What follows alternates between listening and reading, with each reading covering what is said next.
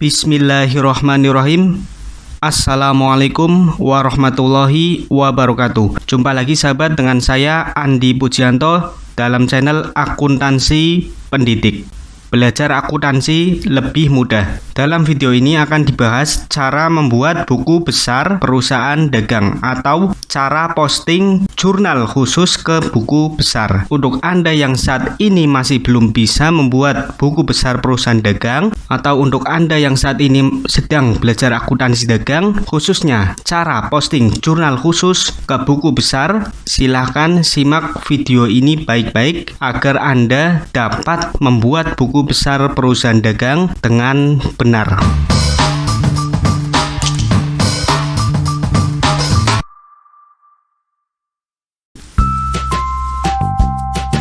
Nah teman-teman, sebelum kita membuat buku besar perusahaan dagang, kita perlu ketahui dulu bahwa sumber pencatatan buku besar perusahaan dagang berasal dari dua buah sumber. Yang pertama, sumber jurnal khusus perusahaan dagang. Yang kedua, sumber yang berasal dari saldo awal. Saldo awal ini berasal dari data neraca atau neraca saldo penutup pada periode sebelumnya. Nah, apabila perusahaan itu baru berdiri atau baru dibuat, maka otomatis perusahaan tersebut tidak memiliki saldo awal atau tidak memiliki neraca atau neraca saldo penutup periode sebelumnya. Karena pada periode sekarang perusahaan baru berdiri. Namun apabila perusahaan tersebut telah beroperasi pada periode-periode sebelumnya, pasti perusahaan tersebut memiliki saldo awal yang berasal dari neraca atau neraca saldo penutup periode sebelumnya.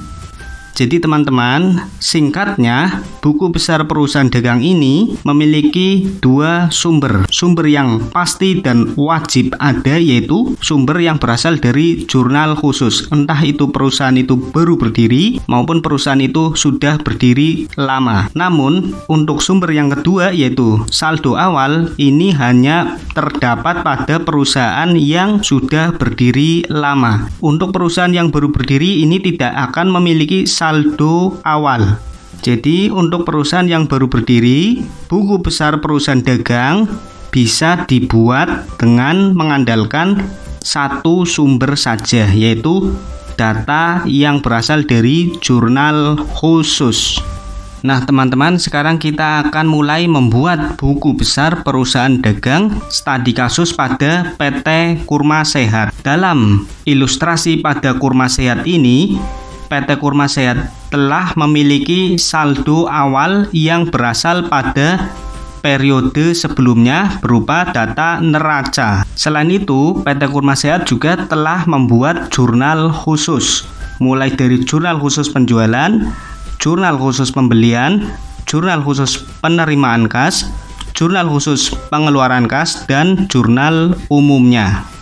Langkah pertama dalam membuat buku besar, kita harus menentukan buku besar apa sajakah yang akan kita buat atau buku besar apa sajakah yang kita perlukan.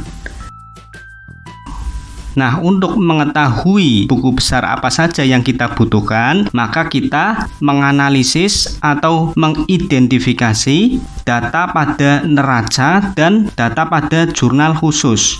Kita identifikasi nama akun apa saja yang ada dalam neraca dan nama akun apa sajakah yang ada pada jurnal khusus. Untuk selanjutnya, nama akun tersebut akan dibuatkan buku besarnya masing-masing. Kita mulai saja untuk mengidentifikasi data pada neraca periode sebelumnya pada PT Kurma Sehat. Untuk yang pertama kita lihat kas. Untuk jelas saya tulis di sini kode kas 111.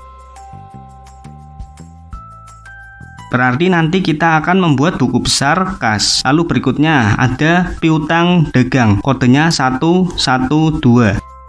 Piutang dagang.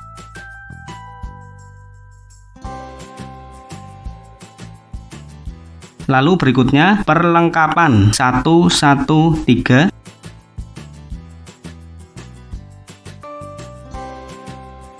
Selanjutnya 114 persediaan barang dagangan.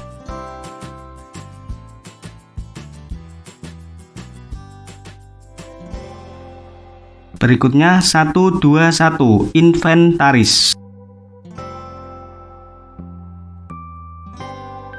Selanjutnya 122 akumulasi penyusutan inventaris.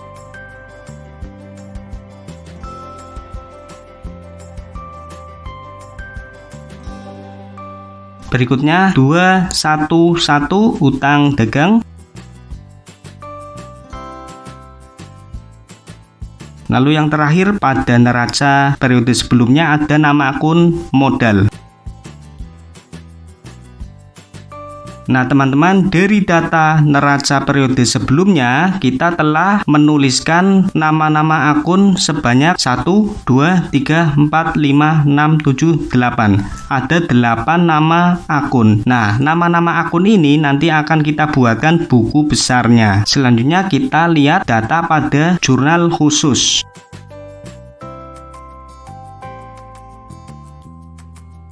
Kita identifikasi dulu jurnal khusus penjualan. Pada jurnal khusus penjualan ini ada 2 buah nama akun, yaitu piutang dagang dan penjualan. Untuk akun piutang dagang telah kita tulis tadi di sini 112 piutang dagang berasal dari data neraca periode sebelumnya, sehingga piutang dagang tidak perlu kita tulis lagi. Namun untuk akun penjualan di sini belum kita tulis, maka kita perlu menulisnya penjualan. Untuk kode penjualan yaitu 411.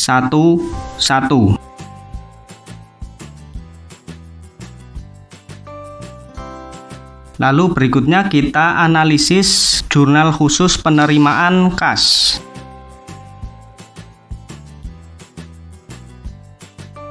Pada jurnal khusus penerimaan kas, kita akan melakukan identifikasi akun apa sajakah yang ada dalam jurnal penerimaan kas. Akun yang pertama yaitu kas. Kas sudah kita tulis tadi, jadi tidak perlu kita tulis lagi. Yang kedua, potongan penjualan. Di sini belum kita tulis, maka kita tulis potongan penjualan.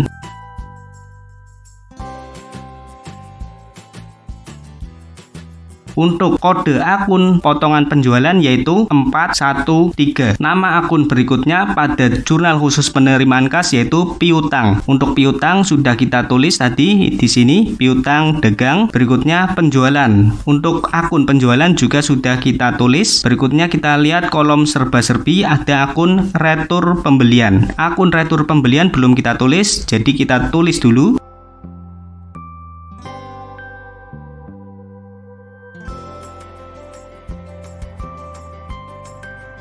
Kode akun retur pembelian yaitu 512. Nah, untuk jurnal khusus penerimaan kas, akunnya sudah kita tulis semua. Sekarang kita identifikasi jurnal khusus pembelian. Pada jurnal khusus pembelian ada akun pembelian. Di sini belum kita tulis, maka kita tulis dulu pembelian. Kode akun pembelian yaitu 511. Nama akun berikutnya perlengkapan. Perlengkapan sudah kita tulis sehingga tidak perlu kita tulis ulang. Berikutnya kita lihat kolom serba-serbi. Di sini ada akun peralatan. Akun peralatan di sini sama saja dengan inventaris. Jadi tidak perlu kita tulis lagi. Untuk akun berikutnya ada akun utang dagang. Akun utang dagang sudah kita tulis, jadi tidak perlu kita tulis ulang. Untuk identifikasi jurnal khusus pembelian sudah selesai. Sekarang kita identifikasi jurnal khusus pengeluaran kas. Pada jurnal khusus pengeluaran kas ada akun pembelian. Akun pembelian sudah kita tulis sehingga tidak perlu kita tulis lagi. Berikutnya akun hutang dagang. Akun hutang dagang juga sudah kita tulis. Pada kolom berikutnya ada kolom serba-serbi, terdapat akun retur penjualan. Akun retur penjualan belum kita tulis, jadi kita tulis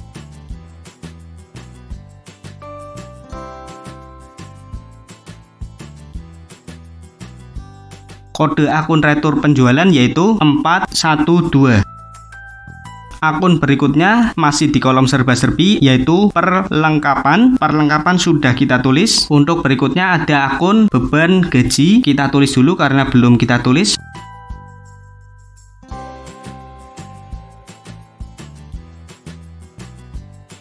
Kode akun beban gaji yaitu 611. Berikutnya masih pada kolom serba-serbi ada akun beban sewa.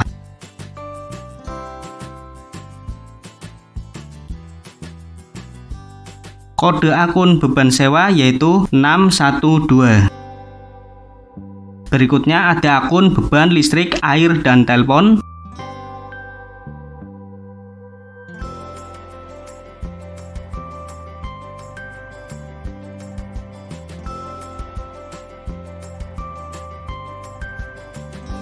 Kode akun beban listrik, air, dan telepon yaitu 613. Kita lanjutkan akun yang ada pada jurnal khusus pengeluaran kas pada kolom kredit yaitu ada kas. Untuk kas sudah kita tulis jadi kita tidak perlu tulis ulang. Berikutnya ada akun potongan pembelian. Akun potongan pembelian belum kita tulis maka kita tulis dulu.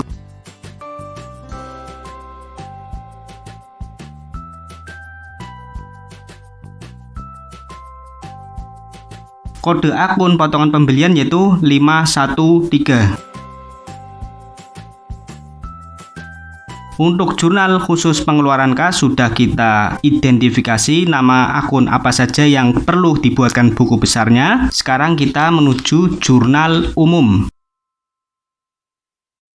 Pada jurnal umum terdapat akun retur penjualan. Retur penjualan sudah kita tulis di sini sehingga tidak perlu kita tulis ulang. Piutang juga sudah kita tulis, hutang juga sudah kita tulis, dan yang terakhir retur pembelian. Retur pembelian juga sudah kita tulis sehingga dalam jurnal umum ini sudah kita tulis semua. Nah teman-teman, kita sudah mengidentifikasi nama akun apa sajakah yang ada pada jurnal khusus dan neraca sebelumnya. Nah, kita melakukan langkah pertama dalam membuat buku besar ini. Tujuannya yaitu kita ingin menentukan buku besar apa sajakah yang harus kita buat. Nah, jadi setelah kita melakukan identifikasi dan mendapatkan nama akun dan kode akunnya, kita akan membuat kolom buku besar untuk setiap akun yang telah kita tulis ini. Jadi kita akan membuat buku besar sebanyak akun yang kita tulis ini. Kita hitung 1, 2, 3, 4, 5,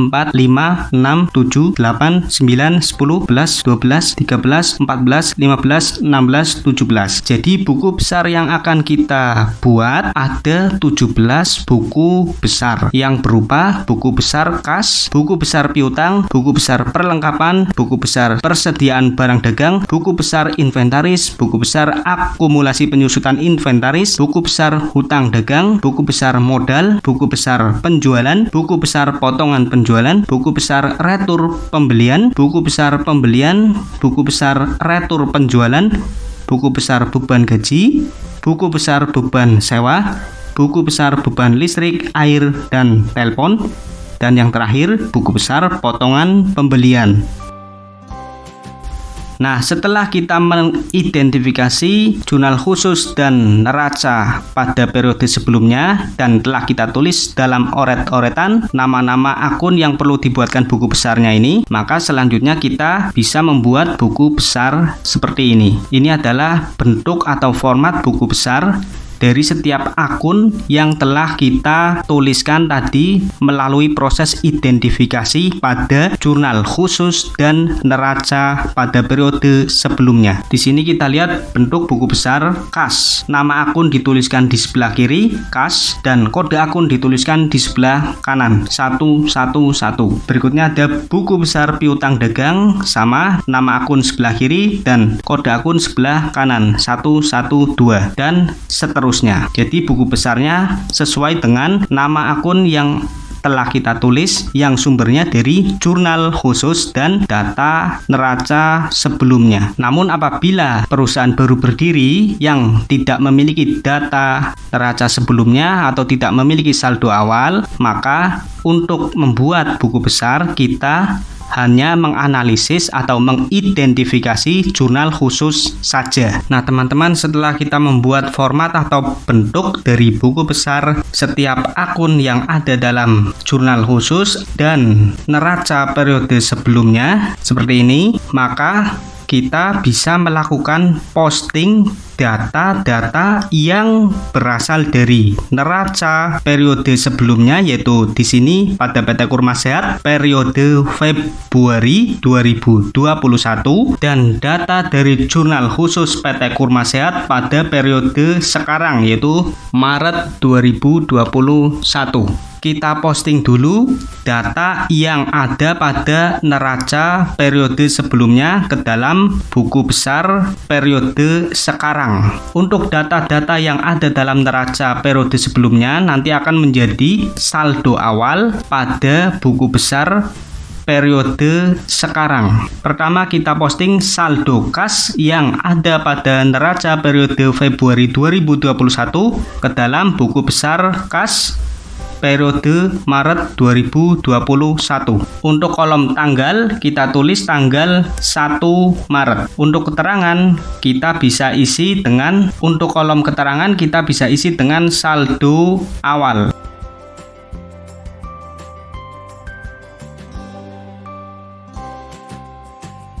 Untuk referensi atau data sumber kita bisa isi dengan N, singkatan dari neraca. Lalu saldo kas yaitu Rp8.200.000 kita posting pada buku besar posisi debit 8.200.000.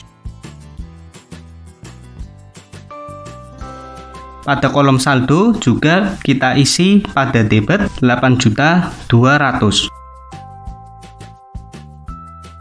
Mengapa saya posting atau isi pada posisi debit? Karena saldo normal akun kas adalah posisi debit. Berikutnya kita posting akun piutang dagang. Kita posting pada buku besar piutang dagang. Kita tulis tanggalnya tanggal 1. Kolom keterangan kita isi saldo awal. Untuk referensi kita tandai dengan N neraca, kemudian saldo piutang yaitu Rp7.600.000. Kita posting pada posisi debit Rp7.600.000. Pada kolom saldo juga posisi debit Rp7.600.000. Berikutnya akun perlengkapan kita posting pada buku besar perlengkapan. Kolom tanggal kita isi tanggal 1, kolom keterangan kita isi saldo awal.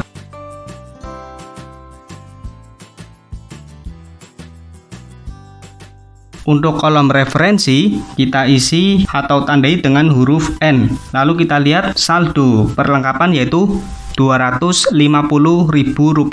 Kita isi pada buku besar posisi debit Rp250.000. Pada kolom saldo juga posisinya debit Rp250.000. Berikutnya persediaan barang dagangan. Kita akan posting ke dalam buku besar persediaan barang dagangan.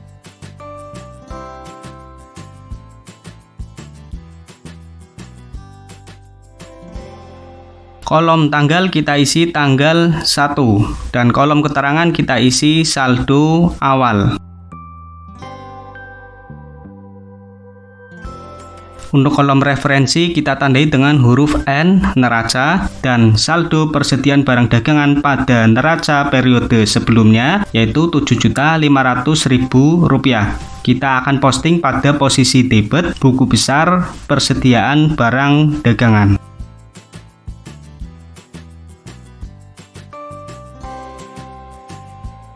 Kolom saldo juga diisi posisinya debit Rp7.500.000. Berikutnya inventaris. Kita posting pada buku besar inventaris. Kita isi kolom tanggal dengan tanggal 1 karena saldo awal. Kolom keterangan kita isi dengan saldo awal.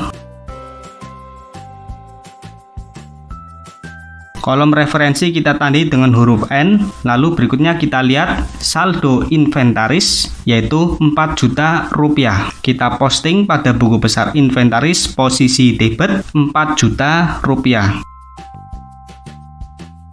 Pada kolom saldo kita juga isi pada posisi debit 4 juta rupiah.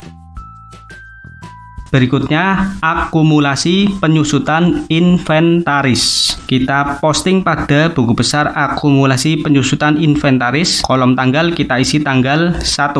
Kolom keterangan kita isi saldo awal. Kolom referensi kita tandai dengan huruf N, neraca. Kita lihat saldo akumulasi penyusutan inventaris di sini tanda kurung Rp650.000.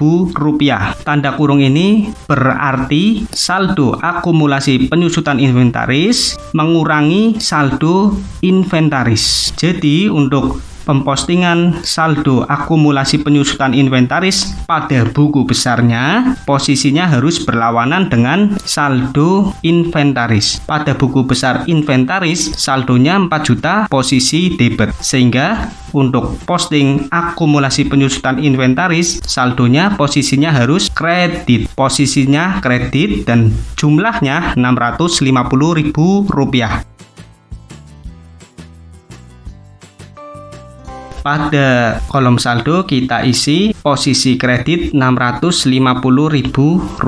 Berikutnya hutang dagang. Kita akan posting pada buku besar utang dagang. Kolom tanggal kita isi tanggal 1. Kolom keterangan kita isi saldo awal.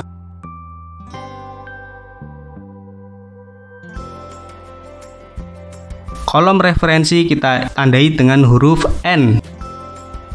Kemudian kita lihat saldo utang dagang yaitu Rp12.400.000. Untuk saldo normal hutang dagang posisinya yaitu kredit, sehingga dalam buku besar kita akan mempostingnya pada posisi kredit. Hutang dagang Rp12.400.000, posisinya kredit.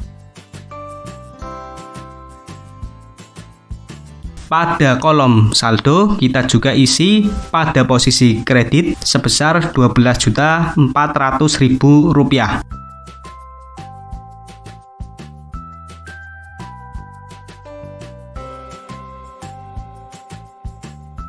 Yang terakhir, untuk sumber data yang berasal dari neraca periode sebelumnya yaitu akun modal. Akun modal akan kita posting pada buku besar modal. Kita isi kolom tanggal dengan tanggal 1. Kolom keterangan kita isi dengan saldo awal. Kolom referensi kita isi atau tandai dengan huruf N yang berarti neraca. Untuk saldo modal posisi normalnya yaitu kredit, sehingga dalam buku besar kita akan mempostingnya pada posisi kredit sebesar Rp14.500.000. Pada kolom saldo juga posisi kredit Rp14.500.000. Nah teman-teman, sekarang kita sudah memposting data sumber yang pertama, yaitu data sumber yang berasal dari neraca pada periode sebelumnya, yaitu periode Februari 2021. Setelah kita melakukan posting sumber yang pertama, yaitu sumber yang berasal dari neraca periode sebelumnya ke dalam buku besar, maka kita akan melakukan posting sumber data yang kedua, yaitu sumber data yang berasal dari jurnal khusus. Seperti yang kita ketahui bahwa jurnal khusus itu ada 4 jenis, yaitu jurnal khusus penjualan, jurnal khusus penerimaan kas, jurnal khusus pembelian, dan jurnal khusus pengeluaran kas. Nah, kita bebas mau memposting jurnal khusus penjualan dulu ke dalam buku besar boleh, mau memposting jurnal khusus penerimaan kas dulu ke dalam buku besar juga boleh. Semuanya bebas. Anda boleh memposting mana yang lebih dulu menurut Anda mudah. Nah, dalam video ini akan diposting jurnal khusus penjualan terlebih dahulu. Baik, langsung saja kita posting jurnal khusus penjualan ke dalam buku besar. Kita lihat bersama bahwa dalam jurnal khusus penjualan terdapat dua akun yang akan kita posting ke dalam buku besar. Akun yang pertama yaitu piutang dagang dan akun yang kedua yaitu penjualan. Akun piutang dagang nanti akan kita posting ke dalam buku besar piutang dagang. Akun penjualan akan kita posting ke dalam buku besar penjualan. Kita posting dulu akun piutang dagang. Pada kolom tanggal buku besar piutang dagang kita isi tanggal 31. Mengapa tanggal 31? Karena buku besar perusahaan dagang dibuat pada akhir periode. Nah, di sini periode pembuatan buku besar yaitu periode Maret 2021.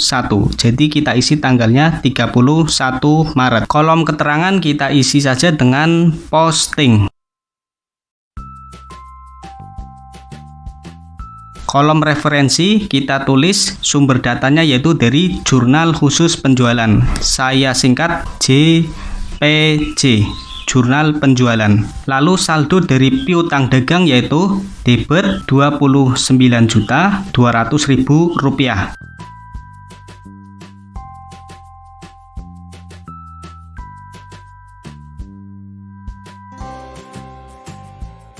Pada kolom saldo sudah ada saldo awal untuk piutang dagang debit Rp7.600.000. Sekarang ada saldo debit Rp29.200.000. Sehingga pada kolom saldo kita isi dengan hasil penambahan dari Rp7.600.000 ditambah Rp29.200.000. Hasilnya yaitu Rp36.800.000.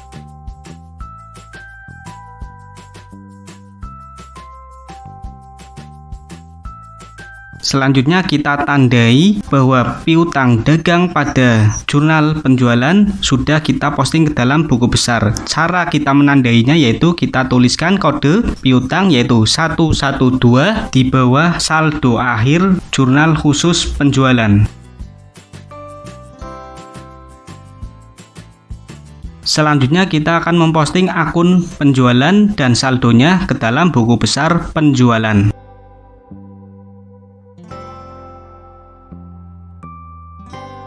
Ini dia buku besar penjualan. Pada kolom tanggal kita isi tanggal 31 Maret. Pada kolom keterangan kita isi posting.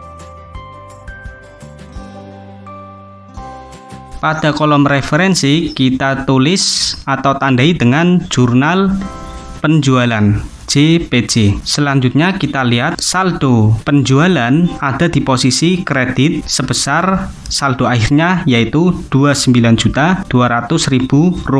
Kita isi pada buku besar penjualan posisi kredit Rp29.200.000. Pada kolom saldo kita juga isi pada posisi kredit yaitu Rp29.200.000.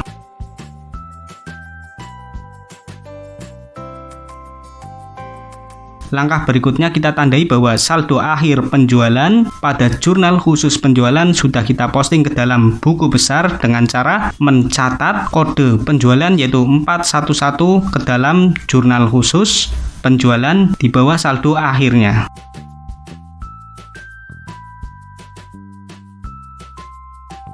Nah teman-teman, untuk jurnal khusus penjualan sudah kita posting ke dalam buku besar, baik akun piutang dagang maupun akun penjualannya. Sekarang kita akan memposting jurnal khusus yang kedua. Jurnal khusus yang kedua yang akan kita posting adalah jurnal khusus penerimaan kas. Akun dan saldo yang akan kita posting ke dalam buku besar yaitu akun kas, akun potongan penjualan, akun piutang, akun penjualan, dan akun retur pembelian. Kita akan posting dulu untuk akun kas.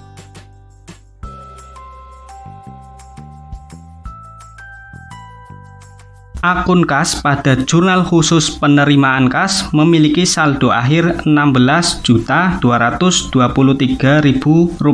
Nah, saldo akhir kas ini akan kita posting ke dalam buku besar kas. Nah, langsung saja kita lakukan posting. Kita isi dulu kolom tanggal dengan tanggal 31. Untuk kolom keterangan kita isi posting. Kolom referensi kita isi dengan jurnal khusus penerimaan kas. Saya singkat dengan JKM. Jurnal kas masuk. Anda juga boleh menandai atau menyingkat dengan huruf lainnya. Di sini kolom referensi JKM saya maksudkan untuk jurnal khusus penerimaan kas. Selanjutnya kita posting saldo akhir kas yaitu Rp16.230.000. Di sini posisinya debit, maka kita posting pada posisi yang sama yaitu debit, saldonya Rp16.230.000. Kita lihat pada kolom saldo sudah ada saldo awal kas yaitu Rp8.200.000 dan sekarang ada saldo debit Rp16.230.000. Jadi kolom saldo di sini kita isi dengan hasil penjumlahan dari Rp8.200.000 dengan Rp16.223.000. Hasilnya yaitu Rp24.430.000.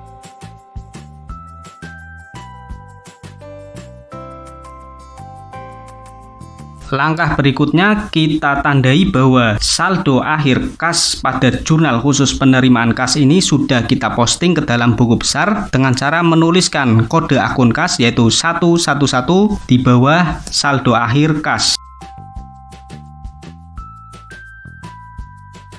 Berikutnya kita akan memposting akun potongan penjualan.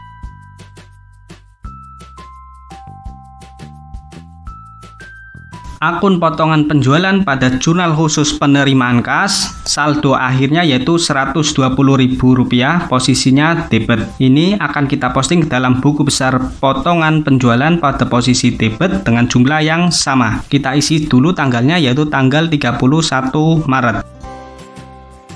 Kolom keterangan kita isi dengan posting. Kolom referensi kita isi dengan JKM, jurnal kas masuk. Selanjutnya saldo potongan penjualan yaitu Rp120.000, posisinya debit. Kita posting pada posisi debit Rp120.000. Pada kolom saldo kita isi juga dengan saldo Rp120.000, posisi debit.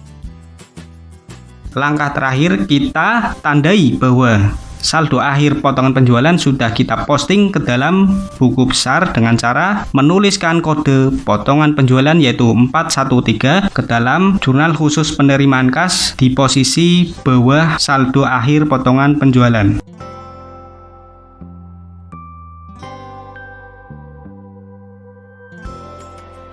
Berikutnya kita akan memposting piutang pada buku besar piutang dagang.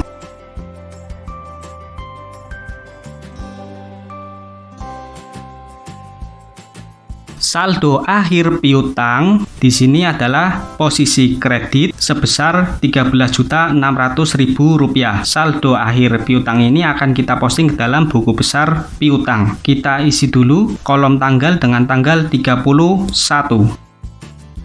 Kolom keterangan kita isi dengan posting. Kolom referensi kita isi dengan JKM, jurnal kas masuk. Kemudian saldo piutang dagang pada jurnal penerimaan kas yaitu kredit sebesar Rp13.600.000. Sehingga dalam buku besar piutang kita isi pada posisi kredit sebesar Rp13.600.000. Pada kolom saldo sudah ada saldo akhir piutang dagang yaitu Rp36.800.000 dan sekarang ada saldo Rp13.600.000 namun posisinya kredit, sehingga berlawanan posisinya, yaitu pada kolom saldo posisinya debit dan sekarang ada saldo dengan posisi kredit, sehingga kolom saldo di sini diisi dengan hasil pengurangan dari Rp36.800.000 dikurangi Rp13.600.000. Hasilnya yaitu Rp23.200.000. Yang terakhir, kita tandai bahwa saldo piutang dagang pada jurnal khusus penerimaan kas ini sudah diposting ke dalam buku besar piutang dagang dengan cara menuliskan kode akun piutang dagang yaitu 112 ke dalam jurnal khusus penerimaan kas kolom piutang di bawah saldo akhir piutang.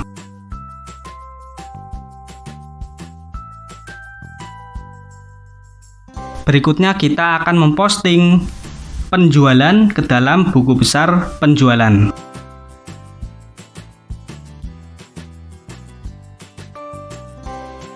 Saldo akhir penjualan pada jurnal khusus penerimaan kas yaitu Rp2 juta, posisinya kredit. Saldo akhir ini akan kita posting ke dalam buku besar penjualan pada posisi yang sama yaitu kredit dengan jumlah Rp2 juta. Pada kolom tanggal kita isi tanggal 31. Pada kolom keterangan kita isi posting. Pada kolom referensi kita isi JKM. Nah, sekarang saldo penjualan pada jurnal khusus penerimaan kas yaitu posisinya kredit sebesar Rp2 juta.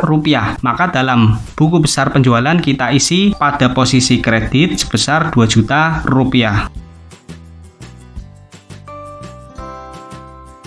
Pada kolom saldo sudah ada saldo akhir penjualan yaitu Rp29.200.000 posisinya kredit, dan sekarang ada saldo lagi posisinya kredit sebesar Rp2 juta.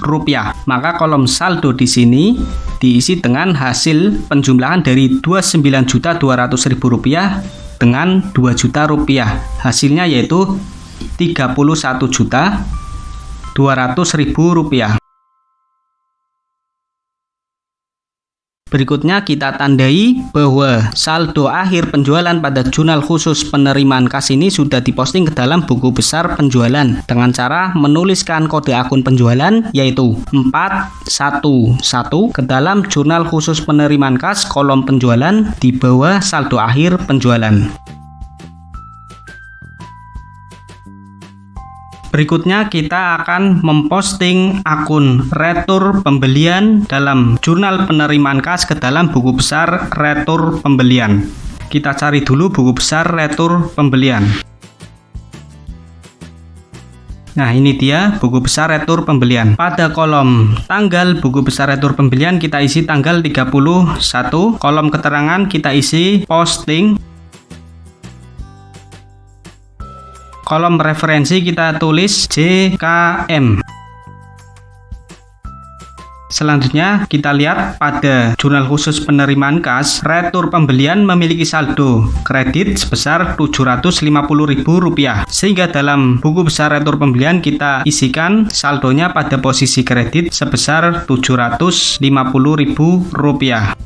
Pada kolom saldo sama yaitu posisinya kredit sebesar Rp750.000.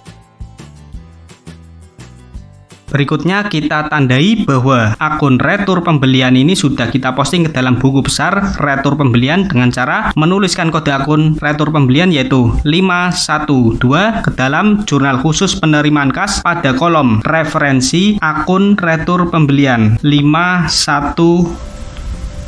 Nah teman-teman, sekarang jurnal khusus penerimaan kas sudah kita posting semuanya. Berikutnya kita akan memposting jurnal khusus pembelian. Dalam jurnal khusus pembelian kita akan memposting akun pembelian, akun perlengkapan, akun peralatan atau inventaris, dan akun hutang dagang. Kita posting dulu akun pembelian. Akun pembelian pada jurnal khusus pembelian memiliki saldo akhir Rp21.200.000, posisinya posisinya debit. Sehingga dalam buku besar pembelian kita juga akan memposting pada posisi yang sama yaitu debit dan jumlah yang sama yaitu Rp21.200.000. Langsung saja dalam kolom tanggal kita isi tanggal 31, kolom keterangan kita isi posting. Kolom referensi kita tulis atau tandai dengan jurnal khusus pembelian, saya singkat JPB. Kemudian saldo akhir pembelian yaitu debit Rp21.200.000.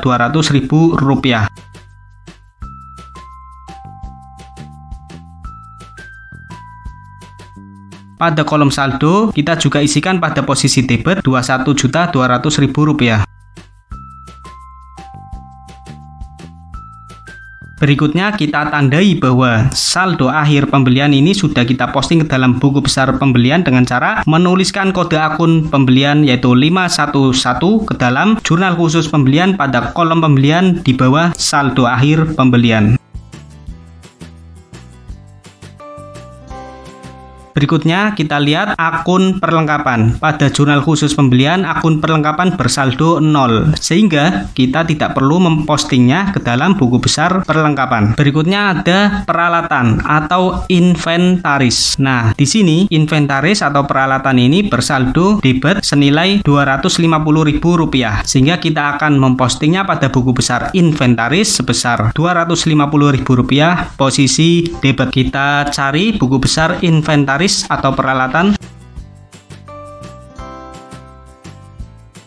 Nah, ini dia buku besar inventaris. Kita posting, kolom tanggal kita isi tanggal 31. Kolom keterangan kita isi posting. Kolom referensi kita isi dengan JPB, jurnal pembelian. Kemudian saldo akhir dari akun peralatan atau inventaris pada jurnal khusus pembelian yaitu Rp250.000 posisi debit. Sehingga dalam buku besar inventaris kita tulis pada posisi debit sebesar Rp250.000. Nah, kita lihat pada kolom saldo inventaris ini sudah ada saldo awal sebesar Rp4 juta posisinya debit dan sekarang ada saldo debit sebesar Rp250.000 sehingga kolom saldo di sini diisi dengan hasil penjumlahan dari Rp4 juta dengan Rp250.000. Hasilnya yaitu Rp4.250.000. Yang terakhir kita isi kolom referensi jurnal khusus pembelian untuk inventaris dengan kode 121. Berikutnya kita akan memposting hutang dagang. Hutang dagang pada jurnal khusus pembelian bersaldo kredit sebesar Rp21.450.000 sehingga dalam buku besar hutang dagang kita akan mencatatnya pada posisi yang sama yaitu kredit dan jumlah yang sama yaitu Rp21.450.000. Kolom tanggal kita isi tanggal 31. Kolom keterangan kita isi posting. Kolom referensi kita isi dengan JPB. Selanjutnya kita isi saldo utang dagang yaitu kredit Rp21.450.000. Kita lihat pada kolom saldo sudah ada saldo awal untuk hutang dagang posisi kredit sebesar Rp12.400.000 dan sekarang ada saldo posisi kredit sebesar Rp21.450.000 sehingga kredit bertemu kredit. Jadi kolom saldo di sini diisi dengan penjumlahan dari Rp12.400.000 dengan Rp21.450.000. Hasilnya yaitu Rp33.850.000.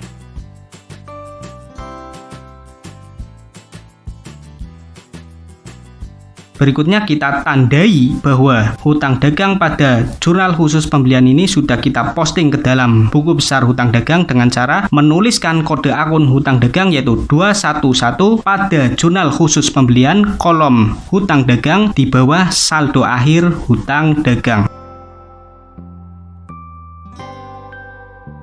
Nah teman-teman, sekarang jurnal khusus pembelian sudah kita posting ke dalam buku besar. Selanjutnya kita akan memposting jurnal khusus pengeluaran kas ke dalam buku besar. Akun yang ada dalam jurnal khusus pengeluaran kas yaitu pembelian, hutang dagang, retur penjualan, perlengkapan, beban gaji, beban sewa, beban listrik, kas, dan potongan pembelian. Akun-akun ini nanti akan kita posting ke dalam buku besarnya masing-masing. Kita posting dulu untuk akun pembelian.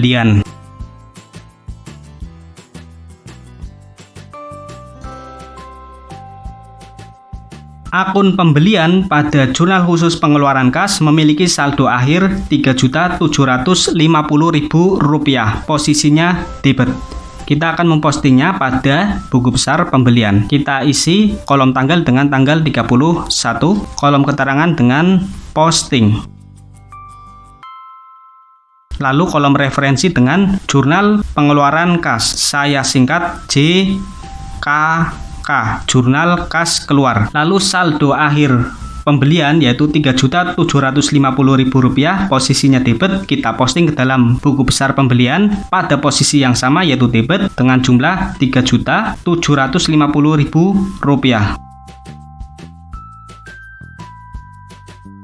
Kita lihat pada kolom saldo sudah ada saldo akhir pembelian yaitu Rp21.200.000, posisinya debit. Dan sekarang ada saldo Rp3.750.000, posisinya debit. Jadi pada kolom saldo kita isi dengan hasil penjumlahan dari Rp21.200.000 dengan Rp3.750.000. Hasilnya yaitu Rp24.950.000.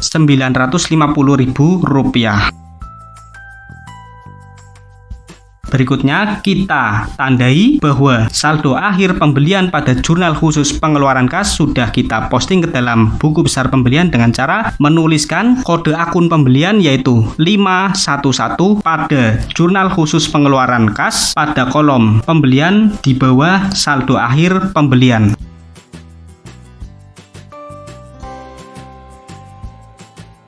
Selanjutnya kita akan posting akun hutang dagang yang ada dalam jurnal khusus pengeluaran kas ke dalam buku besar hutang dagang. Langsung saja pada kolom tanggal kita isi tanggal 31. Kolom keterangan kita isi posting. Kolom referensi kita isi jurnal khusus pengeluaran kas. Saya singkat JKK.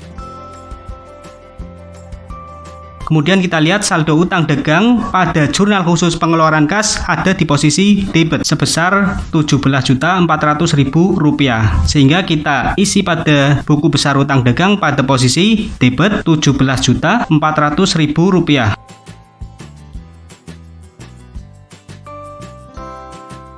Nah, kita lihat pada buku besar utang dagang kolom saldo sudah ada saldo utang sebesar Rp33.850.000, posisinya kredit. Dan sekarang ada saldo Rp17.400.000, posisinya debit. Jadi berlawanan debit dan kredit. Sehingga kolom saldo di sini diisi dengan hasil pengurangan dari Rp33.850.000 dikurangi Rp17.400.000. Hasilnya yaitu Rp16.450.000.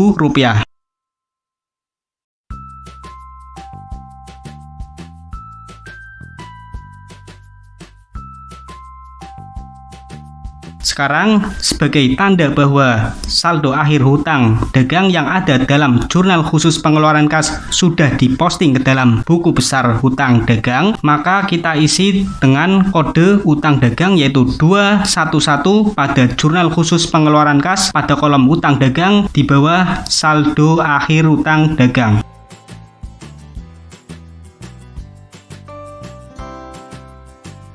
Selanjutnya kita akan memposting akun retur penjualan ke dalam buku besar retur penjualan.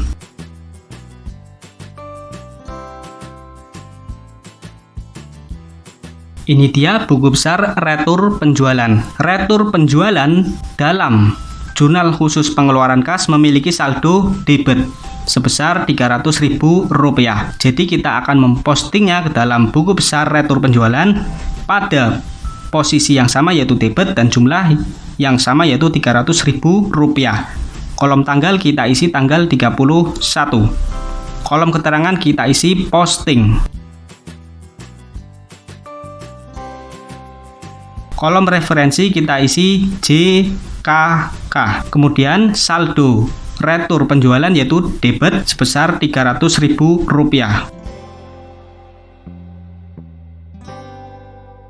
Pada kolom saldo kita juga tulis debit sebesar Rp300.000.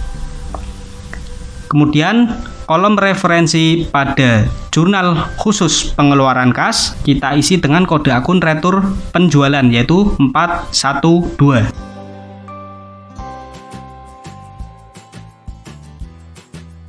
Berikutnya kita akan memposting akun perlengkapan.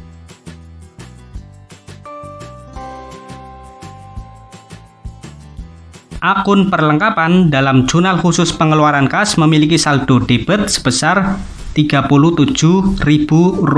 Kita akan mempostingnya pada buku besar perlengkapan. Langsung saja kita isi tanggalnya tanggal 31. Kolom keterangan kita isi posting. Kolom referensi buku besar kita isi JKK. Kemudian saldo perlengkapan yaitu posisi debit sejumlah Rp37.000.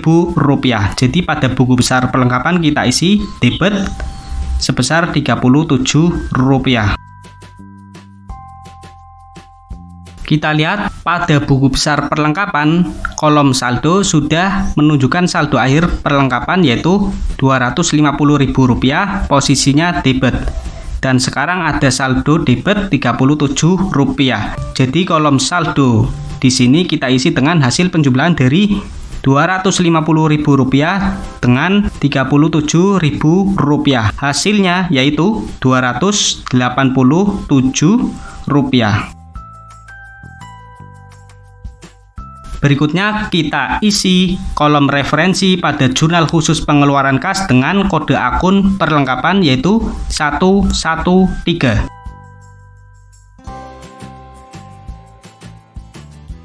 Berikutnya kita akan memposting akun beban gaji, beban sewa, dan beban listrik.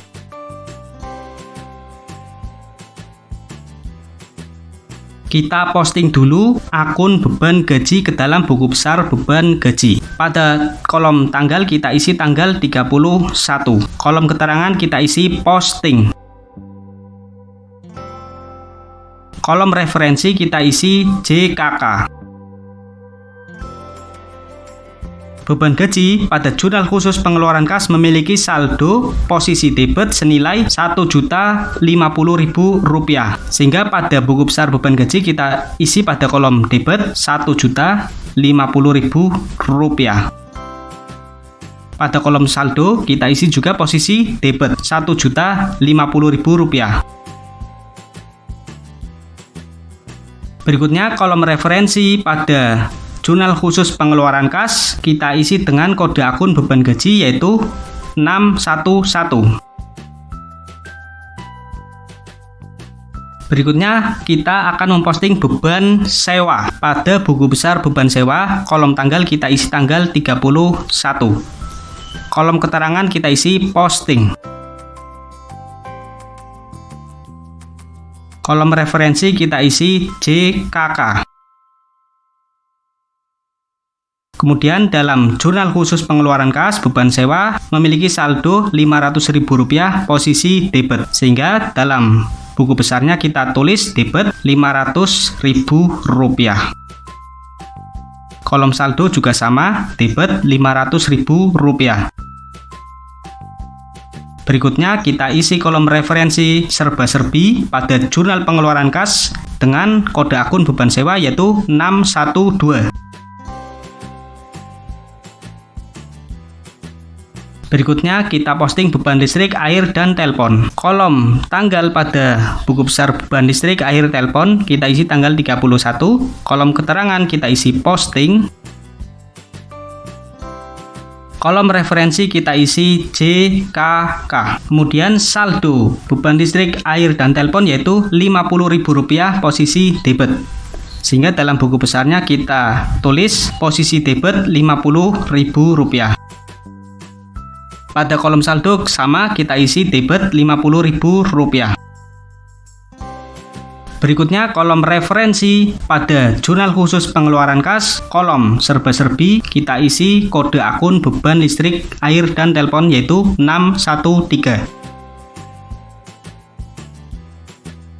Berikutnya kita akan memposting akun kas dan akun potongan pembelian. Kita posting dulu akun kas.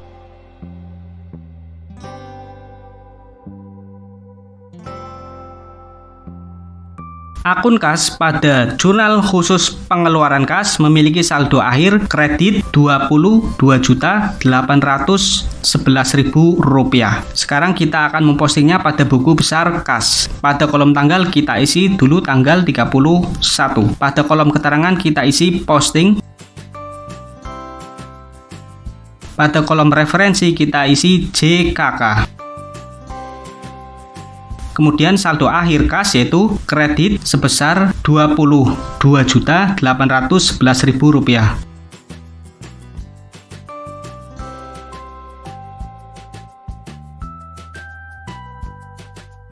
Kita lihat pada kolom saldo buku besar kas sudah ada saldo akhir Rp24.430.000 dan sekarang ada saldo Rp22.811.000 namun posisinya kredit berlawanan dengan saldo pada kolom saldo. Jadi kolom saldo di sini diisi dengan hasil selisih atau pengurangan dari Rp24.430.000 dengan Rp22.811.000. Hasilnya yaitu Rp1.619.000.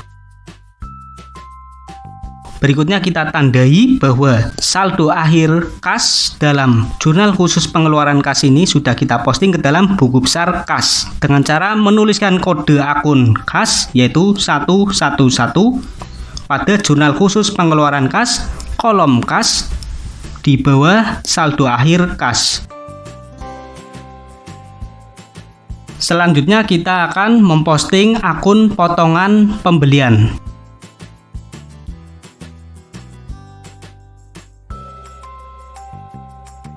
Ini dia buku besar potongan pembelian. Sekarang kita akan memposting potongan pembelian pada jurnal khusus pengeluaran kas ke dalam buku besar potongan pembelian. Kolom tanggal kita isi tanggal 31. Kolom keterangan kita isi posting.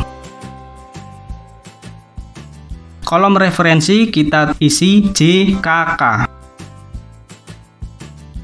Kemudian saldo potongan pembelian yaitu kredit sebesar Rp276.000. Jadi dalam buku besar potongan pembelian kita isi pada posisi kredit sebesar Rp276.000. Kolom saldo kita isi sama yaitu kredit Rp276.000.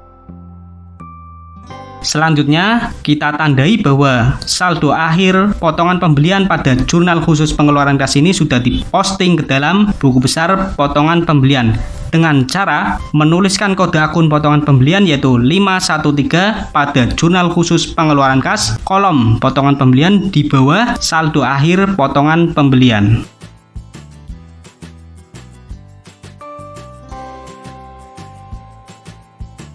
Nah teman-teman, sekarang jurnal khusus pengeluaran kas sudah kita posting semua ke dalam buku besar. Sekarang kita akan memposting akun yang ada dalam jurnal umum. Yang pertama kita akan memposting retur penjualan. Ini dia buku besar retur penjualan. Pada kolom tanggal kita isi tanggal 31. Pada kolom keterangan kita isi posting. Pada kolom referensi kita isi jurnal umum, saya singkat JU. Kemudian kita lihat bahwa saldo retur penjualan ada di sebelah debit yaitu Rp4 juta. Maka dalam buku besar retur penjualan kita isi pada posisi debit Rp4 juta. Nah, pada kolom saldo sudah ada saldo Rp300.000 posisinya debit. Dan sekarang ada saldo Rp4 juta posisinya debit. Jadi sama-sama debit. Sehingga kolom saldo di sini kita isi dengan hasil dari penjumlahan Rp300.000 dengan Rp4.000.000, yaitu Rp4.300.000. Berikutnya kita isi kolom referensi pada jurnal umum dengan kode akun retur penjualan, yaitu 412. Berikutnya kita akan posting piutang. Ini dia buku besar piutang dagang. Kita akan posting piutang yang ada pada jurnal umum. Kolom tanggal buku besar piutang kita isi tanggal 31. Kolom keterangan kita isi posting. Kolom referensi kita isi JU, jurnal umum. Kemudian saldo piutang ada di posisi kredit sebesar Rp4.000.000. Sehingga dalam buku besar piutang kita tulis posisi kredit sebesar Rp4.000.000. Nah, pada buku besar piutang dagang sudah ada saldo akhir debit Rp23.200.000 dan sekarang ada saldo kredit Rp4.000.000. Jadi kolom saldo di sini kita isi dengan hasil selisih dari Rp23.200.000 dengan Rp4.000.000. Hasilnya yaitu Rp19.200.000. Berikutnya kita isi kolom referensi pada jurnal umum dengan kode akun piutang dagang, yaitu 112. Selanjutnya kita akan posting akun utang yang ada pada jurnal umum ke dalam buku besar utang. Ini dia buku besar utang dagang. Pada kolom tanggal kita isi tanggal 31. Pada kolom keterangan kita isi posting.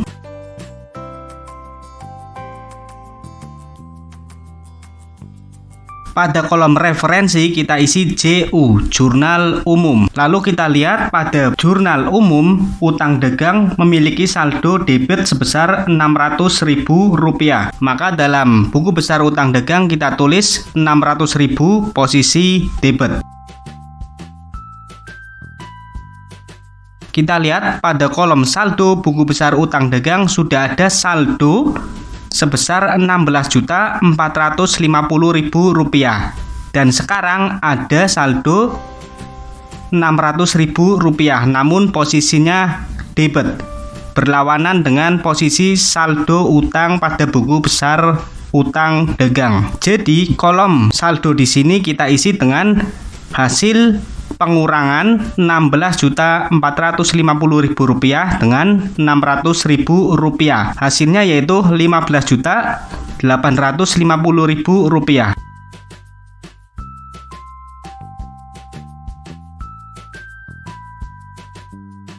Berikutnya kita isi kolom referensi jurnal umum dengan kode utang dagang yaitu 211.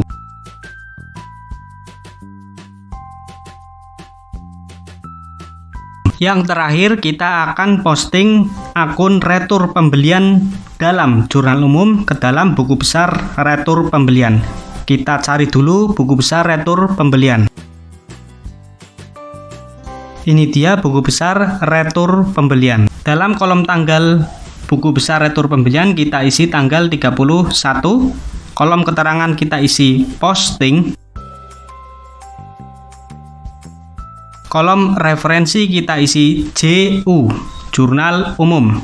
Dan kita lihat dalam jurnal umum retur pembelian memiliki saldo kredit sebesar Rp600.000. Di dalam buku besar retur pembelian kita isi saldo kredit sebesar Rp600.000. Nah, kita lihat pada kolom saldo retur pembelian sudah memiliki saldo sebesar Rp750.000 posisinya kredit. Dan sekarang ada saldo Rp600.000 posisinya kredit. Sama-sama posisinya kredit. Jadi kolom saldo di sini kita isi dengan hasil penjumlahan dari Rp750.000 dengan Rp600.000. Hasilnya yaitu Rp1.350.000. Yang terakhir, kita isi kolom referensi pada jurnal umum dengan kode akun retur pembelian, yaitu 512. Alhamdulillah, cara membuat buku besar perusahaan dagang atau cara posting jurnal khusus ke dalam buku besar perusahaan dagang sudah selesai. Semoga dengan menonton video ini dari awal sampai akhir dengan baik, Anda sekarang bisa membuat buku besar perusahaan dagang dengan benar. Selanjutnya akan dibahas bagaimana cara penyusunan neraca saldo perusahaan dagang. Untuk Anda yang saat ini belum bisa menyusun neraca saldo perusahaan dagang, silahkan simak pada video berikutnya. Salam sukses akuntansi pendidik. Wassalamualaikum warahmatullahi wabarakatuh.